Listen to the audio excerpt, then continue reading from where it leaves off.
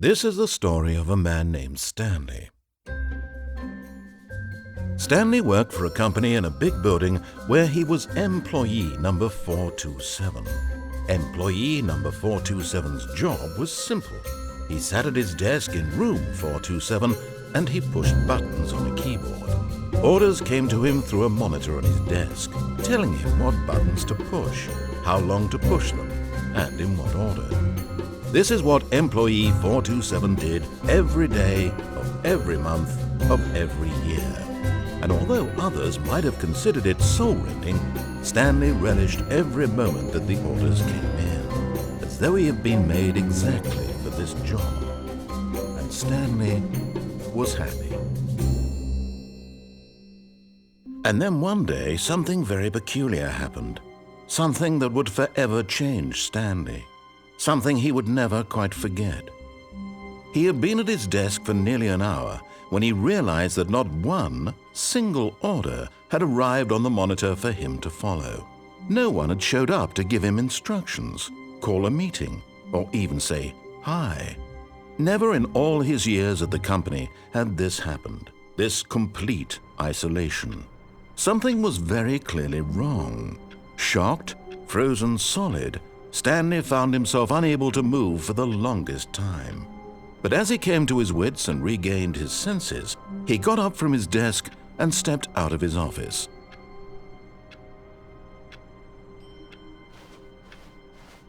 All of his co-workers were gone. What could it mean?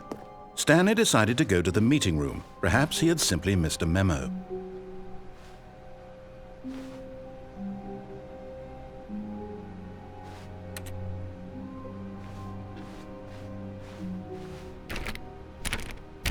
Stanley went around touching every little thing in the office, but it didn't make a single difference, nor did it advance the story in any way.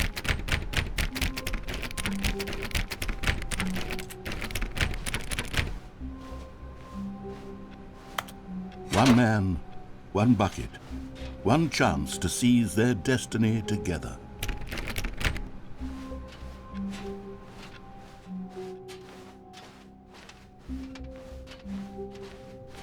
Stanley clutched the bucket tightly to his chest and entered the door on his left.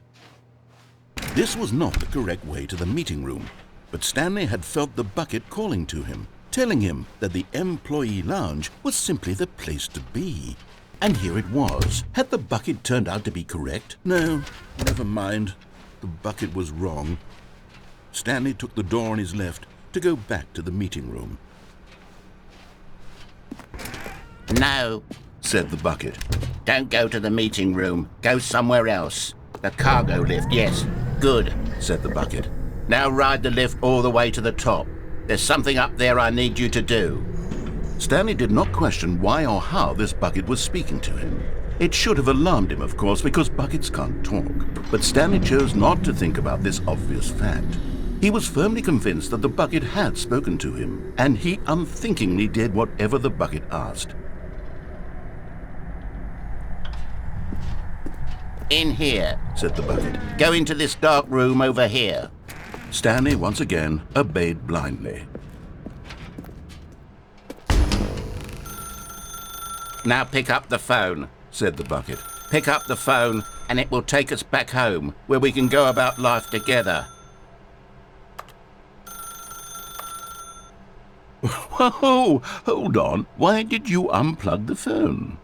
Were you trying to resist the bucket's orders? Stanley, I was joking. Obviously, the bucket isn't talking to you and telling you to do things. Buckets can't talk. It was a joke. Don't you get the joke? It's funny, Stanley. A talking bucket. Can't you see? Oh, goodness. I must have really bungled up the delivery if you actually took me seriously. Where did I mess up the joke? Should I have paused for longer or spoken quicker? Comedic timing is so difficult. I wish I were better at it. But there isn't exactly an instructional video on comedy that one can watch to fully... Oh, wait, yes, there is. It's sitting right here. Let's take a look. What is comedic timing? What is comedic timing? How does it work? How long should it last? How can it be used to effectively silence your political enemies? And more importantly, can it be taught in its entirety within 90 seconds? Thankfully, the answer to all of these questions is yes. Let's dive deeper. If you've ever told a joke or made someone laugh, in all likelihood, you did it while standing 50 to 80 centimeters from them in a room of no more than 76 degrees Fahrenheit, with one of your arms raised straight upward at a 15-degree angle from your body. These are the optimal conditions for good comedic timing. To begin the joke, start by stating and spelling your name. Next, provide a brief synopsis of the joke, including the specific times at which the recipient of the joke will laugh, and then spell out your name a second time. With these steps complete, it's time to begin the humor. Speak the entire joke in no more than 18 seconds and no less than 13 and a half, pausing only for bathroom breaks when necessary. When the joke has concluded, it is customary to inform your listener that the joke is over by declaring in your loudest possible voice, "I'm Dunny with the funny." Let's practice screaming, "I'm Dunny with the funny" now.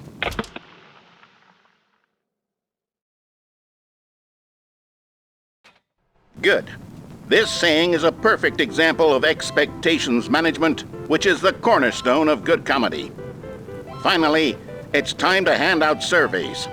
Collecting hard data from your audience on how rapt they were throughout the joke is the only way to grow or learn as a comedian.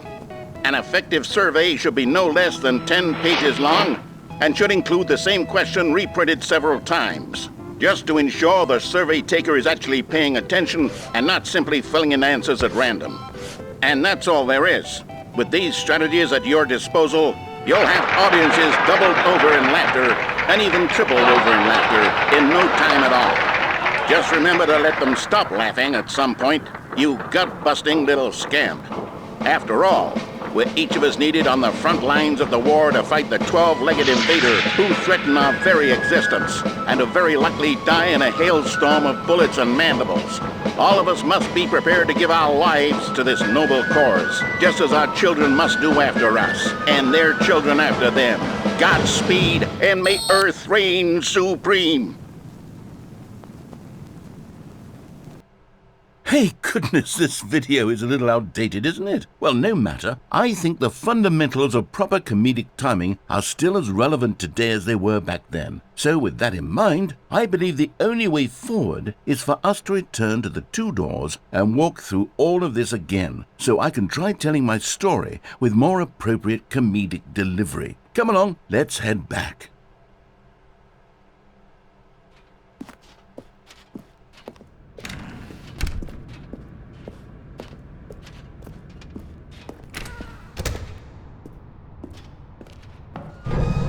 I can feel it.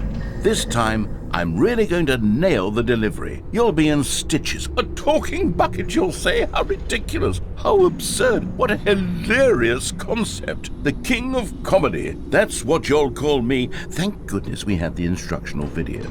Otherwise, who knows where we'd be right now. Well, I wouldn't be the king of comedy, that's for sure. The bucket spoke to Stanley. The bucket spoke. The bucket spoke. Oh, I'll figure it out on the fly. No need to overthink things.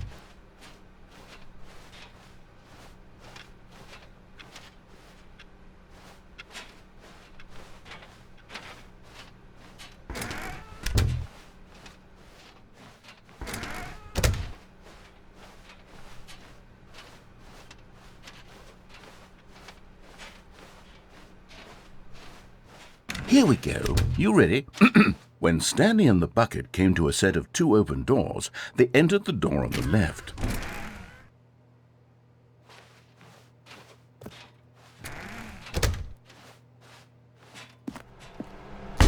What? We're back at the phone already? No. What's going on? There were supposed to be several rooms leading up to this.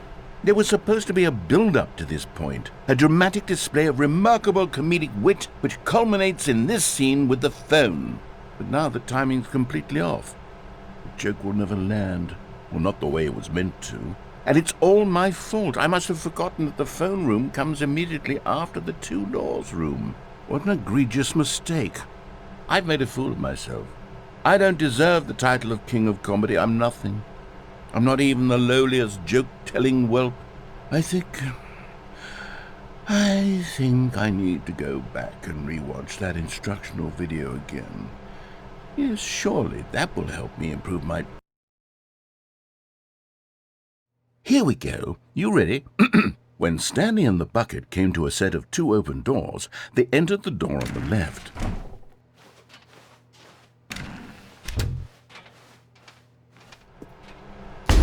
What?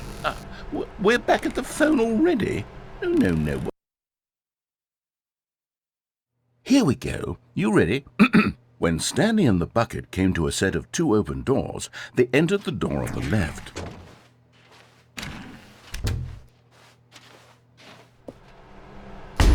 What? We're back at the phone already? No. Here we go. You ready? When Stanley and the bucket came to a set of 2 open doors, they entered the door on the left.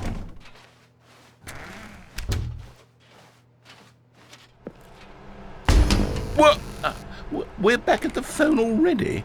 No. Here we go. You ready? When Stanley and the bucket came to a set of 2 open doors, they entered the door on the left. No. You were supposed to go through the door on the right, leading back to the phone. Did you not even look at the instructional video? I think this is all covered very clearly. There's no way I can make the comedic timing work now. It's done. The joke is completely done and over. It's all your fault, Stanley. I'm going to be ridiculed in the community of other joke writers. I'm going to be shamed at every one of our meetings from now on. All because you couldn't watch a simple video and take a hint. Are you proud of yourself for bringing me down, Stanley? Are you proud? Stanley, you love the bucket so much it's like it's as though all of your other most prized possessions pale in comparison. Yes. Well, let me try that again, Stanley. I heard that you are pale with shame over how unabashedly in love with a bucket you are. No? Still not? Is it the delivery? Pale with shame. Pale with shame? Pale... What's another word to describe a bucket? Stanley, this bucket is so metal, I think I saw it playing guitar. No. We're getting away from making fun of Stanley's obsession with the bucket, which was the whole point of this. I'm no good at these jokes. I need more instructional videos. That's exactly what it is. That's what will make me the king of comedy again. More instructional videos. Let's see.